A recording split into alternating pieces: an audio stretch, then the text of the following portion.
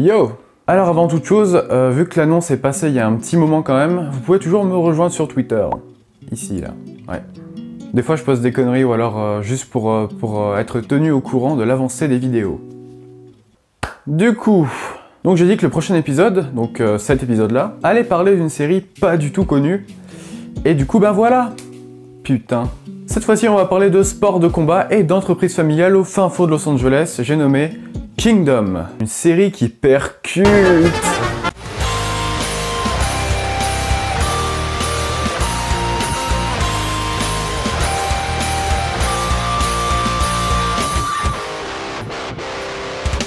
Du coup, Kingdom est une série américaine dramatique créée par Brian Balasco, diffusée depuis le 8 octobre 2014 sur Audience Network et produite par DirecTV. Ouais, moi non plus, je connaissais pas. Du coup, je suis allé voir ce qu'ils faisaient et j'ai appris qu'en plus de produire une série super sympa, ils détiennent les droits exclusifs de diffuser des tournois de golf et des tournois de tennis du Grand Chelem. Cette série a eu le don de passer totalement inaperçue à sa sortie à cause d'un probable manque de communication et d'engouement, peut-être dû à un manque financier de l'équipe de production. Et ça, c'est plutôt dommage. À titre de comparaison, 13 Reasons Why avait très bien réussi son petit coup marketing en foutant des pubs de partout, mais genre vraiment partout. Et aussi en interpellant directement le spectateur avec une thématique assez lourde. Résultat pour cette série, une saison 2 de prévue. Je sais vraiment pas ce qu'ils comptent faire, mais on verra. Enfin bref, comme dans tous les séries reviews, il est temps à présent de se plonger dans ce premier épisode. Le premier épisode commence donc sur un petit footing d'Alvi Kulina, le personnage principal de notre série, lorsqu'une voiture vint à le heurter légèrement. Et là, attention, on rentre dans le vif du sujet. Deux hommes aux apparences mafieuses sortent de la voiture. L'un d'eux sort un flingue juste avant de se faire laminer par Alvi, qui était probablement le pire adversaire sur lequel ils auraient pu tomber. Nous sommes alors introduits aux personnages, Alvi et Lisa, qui sont les propriétaires du Navy Street, un club de MMA dans Los Angeles, soit probablement le sport de combat le plus violent qui existe. Le fils d'Alvi, Nate Kulina, dont on reparlera plus tard, ainsi que Ryan Wheeler, l'ex de Lisa, tout juste sorti de prison et qui nous veut une scène plutôt gênante. Je peux te voir dans mon bureau, s'il te plaît? Salut. Je peux te voir dans mon bureau, s'il te plaît? Nate se rend chez lui en vélo, ce qui va nous permettre de nous introduire son frère, Jay Kulina, considéré comme le plus gros boulet de la famille. Bon, c'est peut-être un boulet, mais il est fort. Ça c'est bien. À peine sorti de prison, on apprend que Ryan est un champion de MMA qui fréquente un club de drogués anonymes. C'est quand tu veux, connard.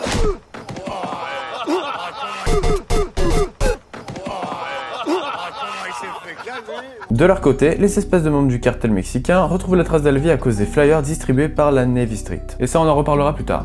Alvi arrive alors dans son club et constate que Nate et Jay font les cons dans la cage, ce qui nous permet de constater la tension entre les deux personnages, à savoir Alvi et Jay. Ryan tente un rapprochement. Quel con ce Jay. C'est une maison bleue. On est alors témoin d'une technique très spéciale de MMA, ou alors juste de sport de combat, la technique du sac gris. Alors, à part à le faire plus transpirer, je vois pas du tout à quoi ça pourrait servir.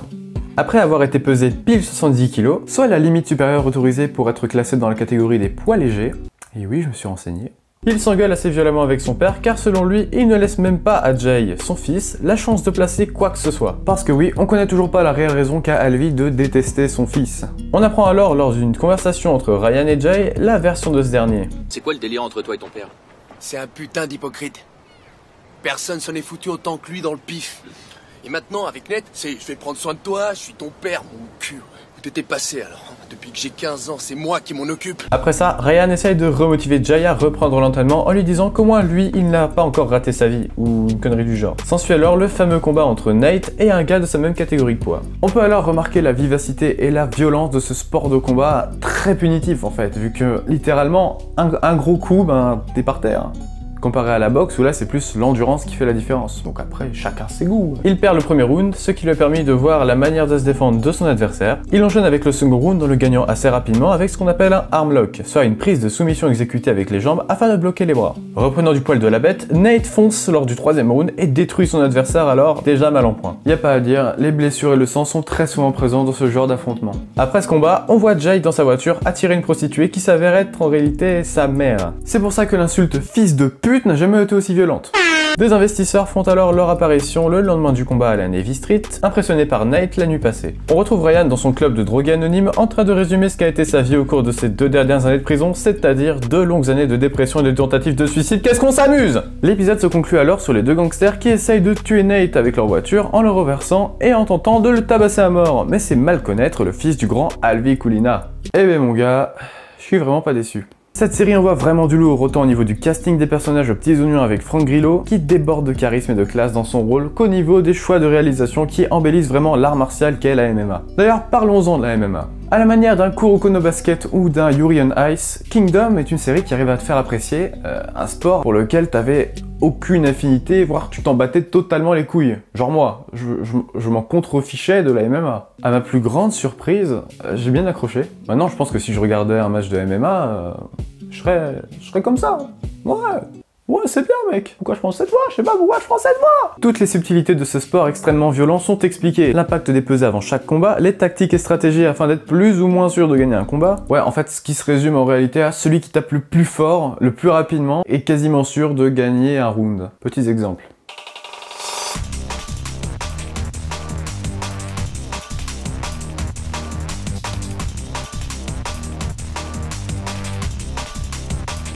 Les principaux problèmes que vont rencontrer les protagonistes sont généralement liés à l'argent pour faire tenir un peu ce club, sans parler des problèmes de mafieux qui en réalité ne sont pas très présents dans la série. Ah, d'ailleurs, si j'avais un bon reproche à faire à cette série, c'est qu'on met pas assez le doigt sur l'intrigue des mafieux en fait.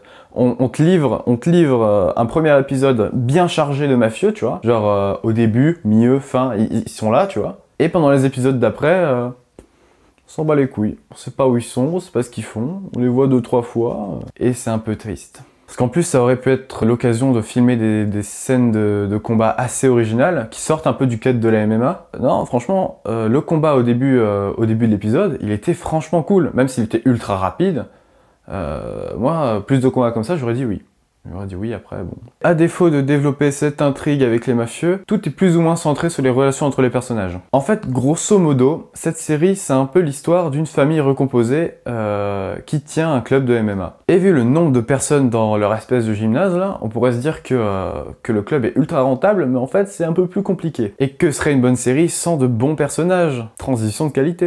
Ces derniers sont plutôt marrants et ont vraiment des punchlines très sympas à certains moments. Frank Grillo assure parfaitement bien son rôle de père à la cinquantaine, ancien champion qui ne se laisse pas marcher dessus. Jay, le fils aîné de la famille, m'a bien fait marrer quelques fois et j'adore son côté un peu désinvolte en mode balèque des problèmes que je pourrais avoir, je suis Jay Kulina, nique sa mère. Il fonce sans hésiter et c'est clairement mon coup de cœur de la série niveau personnage. Par contre, j'ai beaucoup plus de mal avec son frère Nate en fait. Le problème, c'est pas qu'ils l'ont foiré ou quoi en fait, c'est comme le dit une meuf vers le milieu de l'épisode, je crois. Pourquoi tu parles pas? Bien sûr que je parle. Non. Tu passes ton temps à faire de la gonflette et à boire tes putains de smoothies et à bouffer du céleri et tu parles jamais à personne. Et je vais pas encore me répéter sur l'impact que ça peut avoir sur les spectateurs quand un mec ne transcrit rien, aucune émotion. Toi-même, dans ton cerveau, tu connais les bails. Et au fait, lui, c'est Nick Jonas, un des membres des Jonas Brothers, ouais, qui a pris apparemment 20 kilos. Attends, je vérifie. Ouais, 20 kilos de muscles pour être casté dans cette série. Et ben putain... Attends, bouge pas, on me signale que tout le monde s'en va les couilles. Bon bah la suite. La mise en scène est parfaitement normale et n'a pas besoin de faire autre chose que de servir la principale qualité de cette série, à savoir son rythme. L'action est dynamique et on ne s'ennuie pas une seconde devant un épisode. Les combats, les tragédies, ou même en général, je me suis pas ennuyé une seule fois. J'ai eu beaucoup de mal à écrire cet épisode parce qu'en réalité, Kingdom c'est une série assez simple, où il n'y a pas beaucoup de choses à dire dessus, mais qui est assez cool, et malheureusement trop méconnue pour en parler. Donc j'en parle, même si ça fait une vidéo pas très longue, pas très développée, analytiquement parlé, tout ça, et ben j'en parle, et je fais ce que je veux. Donc je fais ce que je veux, tu regardes la vidéo, tu apprécies, et tu t'abonnes, voilà. Mince! En vrai, cette série, elle est vraiment sympa, et c'est dommage qu'ils aient dû l'arrêter. Ouais. En fait, les séries reviews sont pas forcément faits pour être des bêtes d'analyse ou des bêtes de blague sur blague sur blague. C'est juste une série cool que j'aime bien, que je veux un peu plus développer que sur un mini-view. Et ben je le fais, voilà.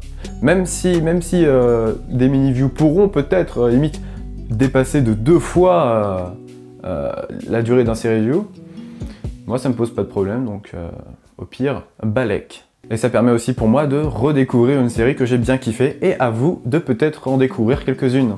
J'ai eu beaucoup de commentaires qui m'ont dit « Ah ouais, sympa, je vais la regarder », et ce genre de commentaires, ça fait plaisir. Bref, c'est ici que s'achève cette vidéo, donc si vous voulez me soutenir ou quoi que ce soit d'autre, vous savez ce qu'il vous reste à faire, et n'oubliez pas, j'ai Twitter. Ciao!